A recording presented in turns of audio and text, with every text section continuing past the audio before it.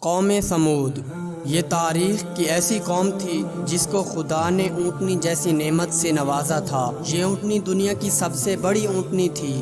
قوم سمود نے اونٹنی کو قتل کیوں کیا اور آسمان سے وحشت ناک آوازیں کیوں بلند ہوئیں؟ اس قوم کا انجام کیا ہوا؟ آج ہم آپ کو قرآن مجید کی آیات اور روایات کی روشنی میں قوم سمود کے بارے میں مکمل معلومات دیں گے۔ قوم سمود قوم عاد کی وارث بنی، جس طرح کہ عاد علیہ السلام کی قوم نوح علیہ السلام کی قوم کی وارث بنی تھی۔ قوم سمود قوم عاد کے نقش قدم پر چلی، جس طرح کہ قوم عاد نوح علیہ السلام کی قوم کے نقش قدم پر چلی تھی۔ قوم سمود کی زمین خوبصورت اور سرسبز و شاداب تھی۔ اس میں باغات، چشمے اور ایسے باغیچے تھے جن کے نشیب میں دریا رواں دواں تھے۔ قوم سمود تعمیرات، کھیتی باڑی اور باغات کی کثرت کے اعتبار سے قوم عاد کی مانند تھے۔ عقل و دانش اور صنعت میں وہ اس سے فوقیت لے گئے۔ وہ پہاڑوں میں کھلے اور خوشنما گھر تراشتے اور پتھروں میں عمدہ نقش و نگار بناتے۔ ان کی عقل و دانش اور کاریگری کی وجہ سے پتھر ان کے لیے نرم ہو گیا۔ وہ اس کے ساتھ ویسے ہی کرتے جیسے انسان موم کے ساتھ کرتا ہے۔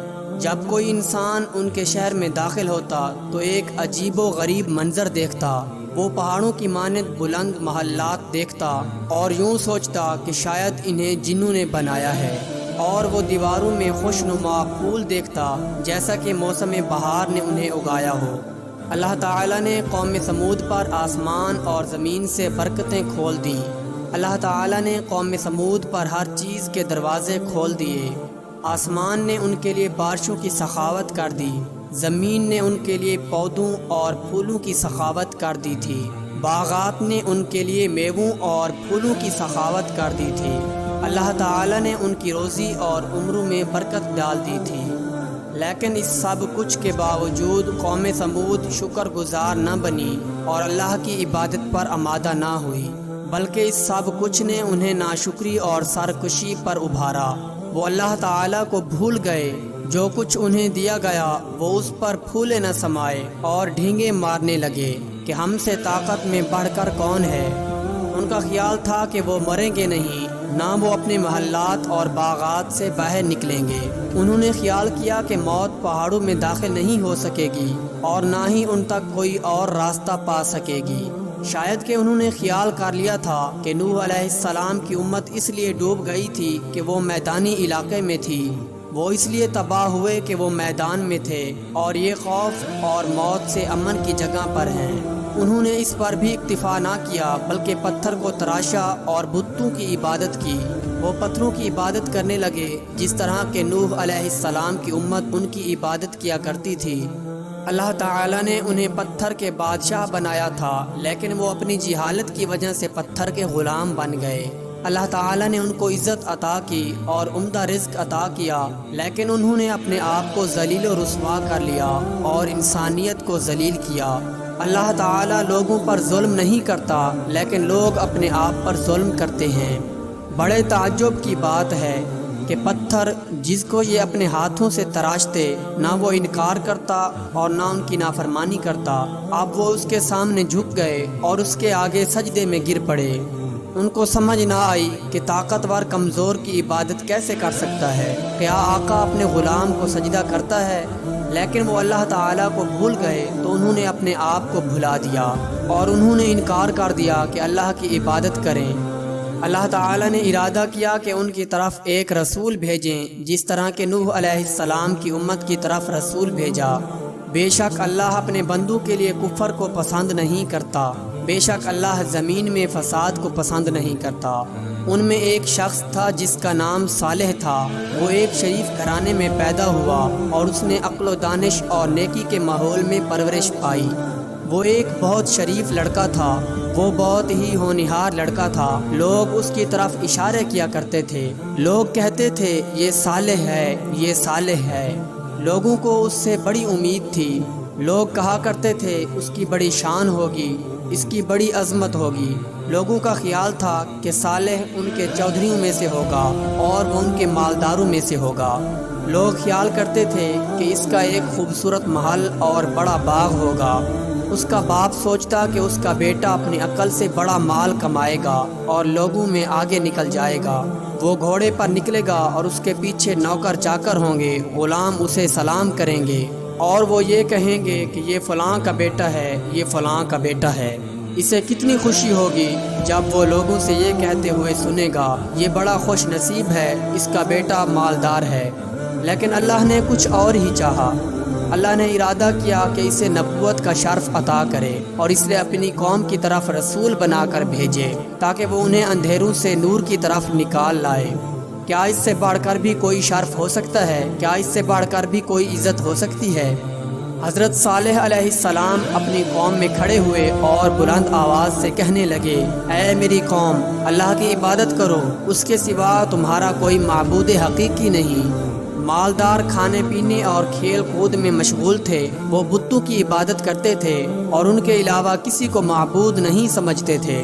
انہیں حضرت صالح علیہ السلام کی دعوت پسند نہ آئی۔ قوم سمود کے مالدار شخص ناراض ہوئے اور انہوں نے کہا، یہ کون ہے؟ نوکروں نے کہا، یہ صالح ہے۔ انہوں نے پوچھا، یہ کیا کہتا ہے؟ خادموں نے کہا، یہ کہتا ہے تم اللہ کی عبادت کرو، تمہارا اس کے سوا کوئی معبود حقیقی نہیں، اور وہ یہ کہتا ہے کہ اللہ مر جانے کے بعد تمہیں دوبارہ اٹھائے گا اور تمہیں بدلہ دے گا، اور وہ یہ بھی کہتا ہے کہ میں اللہ کا رسول ہوں، اس نے مجھے میری قوم کی طرف بھیجا ہے۔ دولت مند یہ باتیں سن کر ہنسے اور کہنے لگے، بیچارہ مسکین ہے، کیا یہ پیغمبر بن سکتا ہے؟ نہ اس کے پاس کوئی محل ہے، نہ باغ ہے، نہ اس کے پاس زرعی رقبہ ہے اور نہ ہی نخلستان، یہ بھلا کیسے رسول بن سکتا ہے؟ دولت مندوں نے دیکھا کہ کچھ لوگ حضرت صالح علیہ السلام کی طرف جھکاؤ اختیار کر رہے ہیں تو انہیں اپنی سرداری کا خطرہ لاحق ہوا اور وہ پکار اٹھے، یہ تو محض تم جیسا ایک انسان ہے، وہی کچھ کھاتا ہے جو تم کھاتے ہو اور وہی کچھ پیتا ہے جو تم پیتے ہو۔ کیا وہ تمہیں اس بات کا وعدہ دیتا ہے کہ جب تم مر جاؤ گے، مٹی اور ہڈیاں بن جاؤ گے تو تمہیں زمین سے اٹھایا جائے گا؟ بہت دور کی بات ہے، بہت ہی دور کی بات ہے جس کا تم سے وعدہ کیا جاتا ہے۔ یہ تو دنیا کی زندگی ہے، ہم اس میں مرتے ہیں اور جیتے ہیں، ہمیں دوبارہ نہیں اٹھایا جائے گا۔ وہ تو ایک ایسا شخص ہے جس نے اللہ کے بارے میں جھوٹ بولا ہے، ہم تو اس پر ایمان لانے والے نہیں۔ لوگوں نے حضرت صالح علیہ السلام کا انکار کر دیا اور وہ اس پر ایمان نہ لائے۔ جب حضرت صالح علیہ السلام نے انہیں واعظ و نصیحت کی اور انہیں بتوں کی عبادت سے روکا تو انہوں نے کہا، اے صالح، تو بڑا ہی شریف لڑکا تھا، تو بڑا ہونہار بیٹا تھا، تیرے بارے میں ہمارا خیال تھا کہ تو بڑے لوگوں اور چودھریوں میں سے ہوگا، ہمارا تیرے بارے میں یہ خیال تھا کہ تو فلاں فلاں شخص کی مانند اپنا نام پیدا کرے گا، ارے تم تو کچھ بھی نہ بنے، جو تیرے ہم عمر تھے اور تجھ سے کم عقل تھے وہ بڑے آدمی بن گئے۔ اے صالح، تو نے فقیری کا راستہ اختیار کر لیا، ہمارا خیال تیرے بارے میں غلط نکلا، تیرے بارے میں ہماری امیدوں پر پانی پھر گیا، تیرے بیچارے باپ نے تجھ سے کوئی خیر نہ پائی، تیری بیچاری ماں نے تیری خاطر اپنی ساری محنت کو ضائع کر دیا۔ حضرت صالح علیہ السلام نے یہ ساری باتیں سنی اور اپنی قوم پر افسوس کا اظہار کیا۔ جب بھی حضرت صالح علیہ السلام اپنی قوم کے پاس سے گزرتے تو وہ لوگ افسوس کرتے اور کہتے، اللہ صالح کے باپ پر رحم کرے، اس کا بیٹا تو ضائع ہو گیا۔ حضرت صالح علیہ السلام اپنی قوم کو مسلسل نصیحت کرتے رہے اور انہیں بڑی حکمت اور نرمی کے ساتھ اللہ کی طرف دعوت دیتے رہے۔ حضرت صالح علیہ السلام اپنی قوم سے فرماتے، میرے بھائیوں، کیا تمہارا یہ خیال ہے کہ تم یہاں ہمیشہ رہو گے؟ کیا تمہارا خیال ہے کہ تم ہمیشہ ان محلات میں آباد رہو گے؟ کیا تمہارا یہی خیال ہے کہ تم ان باغات اور دریاؤں کے درمیان ہمیشہ رہو گے؟ کیا تم ان کھیتوں اور درختوں سے ہمیشہ خوراک کھاؤ گے؟ کیا تم ان پہاڑوں سے ہمیشہ گھر تراشو گے؟ قطعاً نہیں، قطعاً نہیں، یہ نہیں ہو سکتا، یہ نہیں ہو سکتا۔ میرے بھائیوں، مجھے بتاؤ، تمہارے باپ دادا کیوں مر گئے؟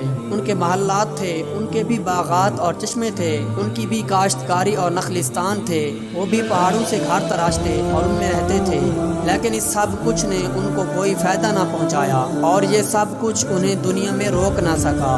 ان تک موت کا فرشتہ پہنچا اور اس نے ان تک پہنچنے کا راستہ پا لیا۔ تم بھی اسی طرح مر جاؤ گے، اللہ تمہیں دوبارہ اٹھائے گا اور تم سے ان نعمتوں کے بارے میں پوچھے گا۔ میرے بھائیوں، تم مجھ سے بھاگتے کیوں ہو؟ آخر تم ڈرتے کیوں ہو؟ میں تمہارے مال سے کچھ کم نہیں کروں گا، میں تم سے کچھ طلب نہیں کروں گا، میں تمہیں نصیحت کرتا ہوں اور اپنے رب کے پیغامات تمہیں پہنچاتا ہوں۔ میں اس کام پر تم سے کوئی اجرت کا مطالبہ نہیں کرتا، میری اجرت تو پروردگار عالم کے ذمہ ہے۔ میرے بھائیو، تم میری پیروی کیوں نہیں کرتے؟ یقین مانو میں تمہارا دلی خیر خواہ ہوں۔ تم ان کی کیوں پیروی کرتے ہو جو لوگوں پر ظلم کرتے ہیں اور ان کے مال ہڑپ کر لیتے ہیں؟ وہ لوگ بدمعاشی کا ارتکاب کرتے ہیں اور زمین میں دنگا فساد برپا کرتے ہیں، اور وہ اچھے کام نہیں کرتے۔ قوم عاجز آ گئی اور اس کا کوئی جواب نہ دے سکی، بلکہ انہوں نے کہا تجھ پر تو جادو ہو چکا ہے، تو صرف ہماری طرح کا ایک انسان ہے، اگر تو سچا ہے تو کوئی نشانی پیش کر۔ حضرت صالح علیہ السلام نے فرمایا تم کس طرح کی نشانی چاہتے ہو؟ انہوں نے کہا اگر تو سچا ہے تو اس پہاڑ سے ایک حاملہ اونٹنی نکال لاؤ۔ لوگ جانتے تھے کہ اونٹنی تو اونٹنی سے ہی جنم لیتی ہے۔ اونٹنی نہ تو زمین سے اگتی ہے اور نہ ہی پتھر سے جنم لیتی ہے۔ انہیں یقین آ گیا کہ صالح علیہ السلام اس کام سے عاجز آ جائے گا اور وہ کامیاب ہو جائیں گے، لیکن حضرت صالح علیہ السلام کا اپنے رب پر مضبوط ایمان تھا اور وہ جانتے تھے کہ اللہ ہر چیز پر قادر ہے۔ حضرت صالح علیہ السلام نے اللہ تعالیٰ سے دعا کی اور ویسے ہی ہوا جو لوگوں نے مطالبہ کیا تھا۔ پہاڑ سے ایک حاملہ اونٹنی نکلی اور اس نے بچے کو جنم دیا۔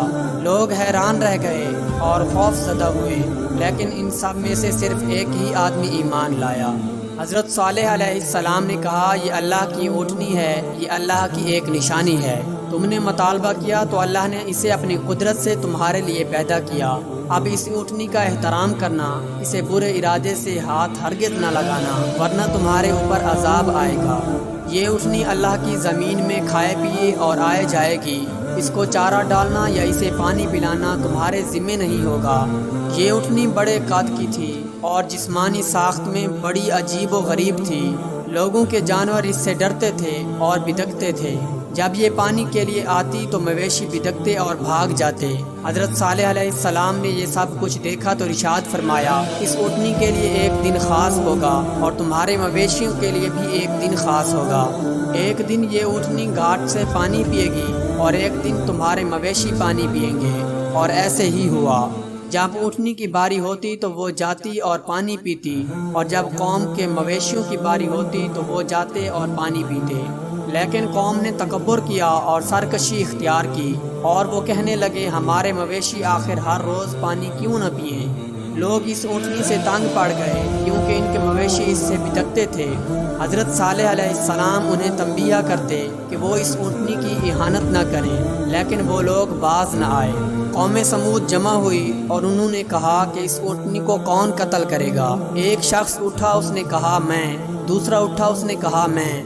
دونوں بدبخت گئے اور اونٹنی کے نکلنے کا انتظار کرنے لگے، یہاں تک کہ جب اونٹنی باہر آئی، پہلے نے اسے نیزہ مارا اور دوسرے نے اس کی گردن پر تلوار کا وار کیا اور اسے قتل کر دیا۔ جب حضرت صالح علیہ السلام کو پتہ چلا کہ اونٹنی کو ذبح کر دیا گیا ہے، انہیں افسوس ہوا اور وہ بڑے غمگین ہوئے۔ حضرت صالح علیہ السلام نے لوگوں سے کہا اب تم اپنے گھروں میں 3 دن فائدہ اٹھا لو، یہ ایسا وعدہ ہے جو جھٹلایا نہ جائے گا۔ شہر میں ایسے افراد تھے جو زمین میں دنگا فساد کرتے اور اچھے کام نہیں کرتے تھے۔ انہوں نے حلف اٹھا لیا اور کہا کہ ہم صالح اور اس کے گھر والوں کو رات کے وقت قتل کریں گے۔ جب ہم سے پوچھا جائے گا تو ہم کہیں گے کہ ہمیں تو علم ہی نہیں ہے۔ لیکن اللہ نے حضرت صالح علیہ السلام اور اس کے گھر والوں کی حفاظت کی۔ جب تیسرا دن ہوا تو ان کے پاس عذاب آیا۔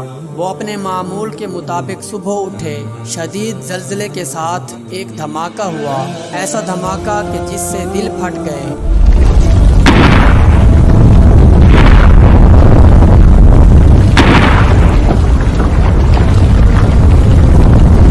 ایسا زلزلہ جس سے گھر منہدم ہو گئے۔ یہ دن قوم سمود پر بڑا بھاری تھا، سب لوگ مر گئے، شہر ویران ہو گیا۔ حضرت صالح علیہ السلام اور مومنوں نے یہ منحوس شہر چھوڑ دیا کیونکہ وہ اس میں اب کیا کرتے۔ حضرت صالح علیہ السلام وہاں سے نکلے اور اپنی قوم کو دیکھا، وہ مری پڑی تھی۔ آپ نے بڑی غمگین آواز میں کہا اے میری قوم، میں نے تمہیں اپنے رب کا پیغام پہنچایا لیکن تم خیر خواہوں کو پسند نہیں کرتے ہو۔ آج انسان وہاں ویران محلات اور بیکار کنویں دیکھتا ہے، وہاں انسان کو ڈرونی بستیوں کے سوا کچھ دکھائی نہیں دیتا، نہ ان میں کوئی پکارنے والا ہے اور نہ ہی کوئی جواب دینے والا ہے۔